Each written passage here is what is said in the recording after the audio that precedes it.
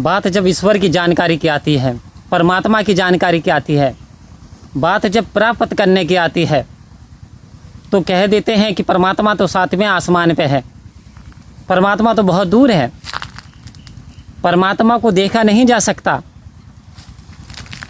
और संत महात्मा, जब कोई चीज़ है, किसी का नाम है, जब राम प्यारे नाम है, तो नाम तो जब ही रखा गया जब वो थे, और जब वो मौजूद हैं उनका नाम चला रहा राम प्यारे। इसका मतलब राम प्यारे नाम के भी व्यक्ति हैं। जैसे सूरज चांद सितारे, जब नाम है तो हैं, जब हैं तो देखे भी जा सकते हैं, जिनका नाम है उसे जाना भी जा सकता है।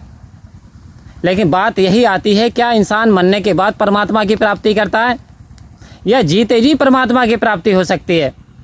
और यदि जीते जी हो सकती है तो फिर कैसे हो, किस कारण हो, किस प्रकार हो? तो आओ संत महात्माओं, द्वापर युग में भगवान श्री कृष्ण ने अर्जुन को गीता के पाठ में पढ़ाते हुए समझाया, अर्जुन, सारी दुनिया वंदना भक्ति भजन भाव करती है, कोई किस प्रकार से समाधि में लीन रहता है, कोई किस प्रकार से समाधि लगाए बैठा है, कोई एक टांग पर खड़ा है, कोई मुझे पेड़ के रूप में पूज रहा है, कोई जानवरों को भगवान समझ रहा है, कोई वनों को भगवान समझ बैठा है, कोई नदियों को सागरों को भगवान बना बैठा है।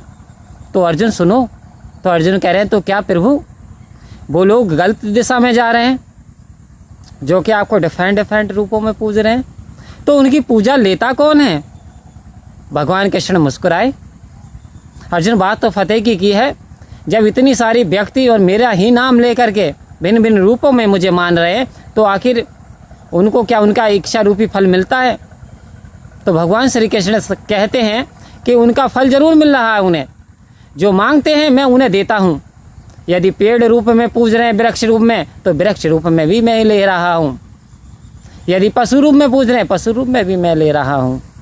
यदि वन रूप में किसी भी प्राकृतिक तत्व के रूप में पूज रहे हैं, सूरज के, चांद के, सितारों के, पृथ्वी के, कोई अग्नि के रूप में पूज रहा है, कोई पृथ्वी के रूप में पूज रहा है, कोई आकाश के रूप में पूज रहा है, कोई वायु को पूज रहा है। आओ संत महात्माओं, ये संसार है, कहते सबकी इच्छाएं भी पूरी करता हूँ, लेकिन हे अर्जुन, मैं जो मोक्ष उसी संत महात्मा, उसी महापुरुष को प्रदान करता हूँ, जो मेरे त्रिकाल रूपी परमपिता परमात्मा, तीन काल सत्य रूपी परमात्मा के दर्शन करता है।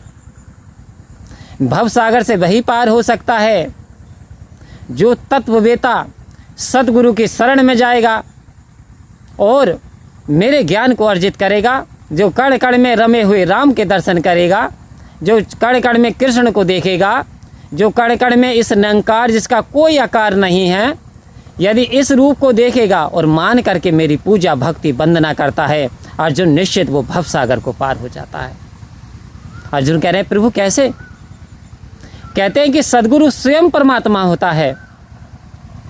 जो सद्गुरु है, जो सतगुरु, जो सच्चाई का गुरु प्रकाश को प्रकट कर दे, दिखा दे, जो इसका ध्यान करा दे। जैसे एक संत महात्मा राजा जनक के पास आए और बोले, क्या परमात्मा को पाया जा सकता है? तो राजा जनक ने एक ही बात कही थी, बगीचे में ले गए आप उसे, और बगीचे में ले करके कहा ये फूल है, फूल को चुटकी से मसलो। उसने मसला, कह रहे खुशबू आ रही है? बोले हाँ, खुशबू बहुत ज़्यादा बढ़ गई। कह रहे परमात्मा प्रकृति में समाया हुआ लेकिन दिखाई नहीं देता, तो बोले देखा जा सकता है? राजा जनक कहते देखा जा सकता है। बोले कितने क्षण में? बोले इतने क्षण में जितने फूल को मसलने में समय लगा, इतने क्षण में परमात्मा के दर्शन हो सकते हैं। जो जानत सो दे जनाई, मतलब जो जानकारी रखता है, जिसे इस त्रिकालनाथ सत्य की जानकारी है, वही तो दिखा सकता है। तो हमें तत्वरूपी ऐसा संत महात्मा, एक सतगुरु चाहिए। आओ संत महात्माओं। तो राजा जनक ने घोड़े की रकाब में पैर इतनी देर में रखा और दर्शन करा दिए कि इससे बीच की दूरी यही तो परमात्मा है। आओ संत महात्मा, आज सदगुरु माता सुदीक्षा सबिंदर हरदेव सिंह जी महाराज द्वापर युग से त्रेता में जब जब संत महात्मा आए परमात्मा की जानकारी दी, आज जानकारी इस त्रिलोकीनाथ के दे रहे हैं इस निरंकार पार ब्रह्म परमात्मा की, कि इसे जीते जी पाया जा सकता है, जीते जी मुक्ति संभव है, इसे ज़्यादा समय नहीं लगता। एक तरफ अहंकार को मिटा दो तो निरंकार प्रकट हो जाता है, अंधकार को मिटा दो तो प्रकाश प्रकट हो जाता है, और प्रकाश यदि बुझ जाएगा तो अंधकार हो जाता है। आओ संत महात्माओं, तो परम पिता परमात्मा कण कण तेरा वास, करण करावन हार तू सब कुछ तेरे पास। परम पिता परमात्मा कण कण में व्याप्त है। सतगुरु की शरण में जाते हुए इसकी कृपा से इस निरंकार पार ब्रह्म की परमात्मा की प्राप्ति की जा सकती है, और जीते जी इस आत्मा का कल्याण भी किया जा सकता है।